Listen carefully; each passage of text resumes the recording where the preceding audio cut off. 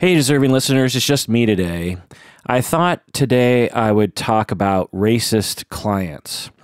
It's something that is of particular interest today, I guess, given the political climate and the Twitter sphere, as they call it. And I think it's something that doesn't get talked about enough. It's a complicated thing that really requires a lot of thought and a lot of what we call discourse, meaning that you don't just read a book and you're good.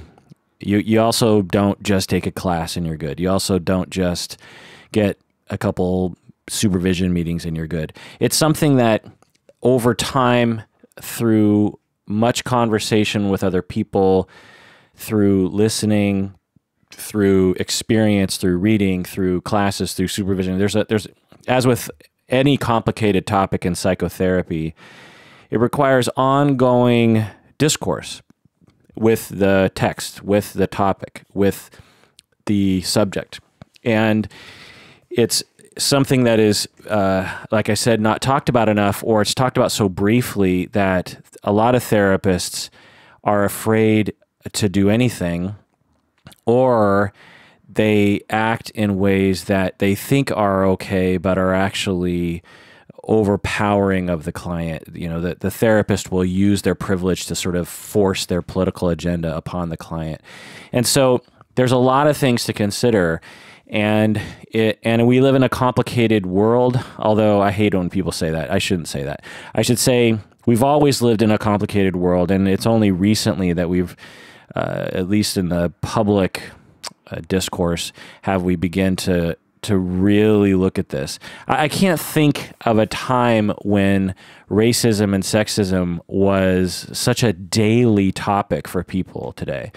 And I know people on the right get tired of hearing about it. Well, not people on the right entirely, but people that don't want to talk about racism and sexism, let's just put it that way, don't want to hear about it. But it's something that is ever present, and if we're going to change things, and we have been changing things, we're going to do that through discourse and through public discussion around these things. And so to add to that conversation, I thought I would make an episode here, mainly because patron Maria wrote in and asked me to talk about this. She writes, "Hi, Kirk. I'm a Caucasian cisgender woman who is an early career psychologist. I have had a couple of recent experiences where clients will make racist remarks about people of color, usually in the middle of a long diatribe about things that are upsetting them. I have failed to say anything about the comments because I've been so shocked by the remarks, but also because I do not know how to approach the situation. Race was barely addressed in my program, and attempts to consult with other colleagues in this area have been unhelpful. It bothers me deeply that my silence may have been interpreted by these clients as agreement or normalization of their views, but I feel a bit lost on how to approach this in the context of a therapy session. Could you devote an episode to this topic? I think it would be helpful for a lot of psychologists who struggle with the same problem." End of email. Yes, it's an excellent topic, patron Maria. Thank you for writing in. Welcome to the Psychology in Seattle podcast. I'm your host, Dr. Kirk Honda. I'm a therapist and a professor.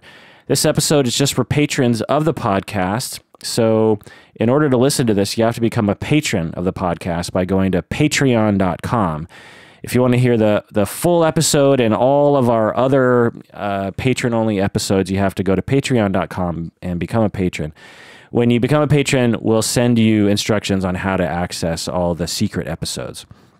And also know that you, as a patron, don't have to listen to the vast majority of commercials if those bother you. And also remember that a portion of your monthly pledge goes towards various charities that we support. At this time, we're supporting petfinder.com, which, or the Pet Finder Foundation, I think it's formally called, which is an organization that saves pets from being euthanized and by connecting them with loving homes. I, for instance, have 2 cats that I got through Pet Finder.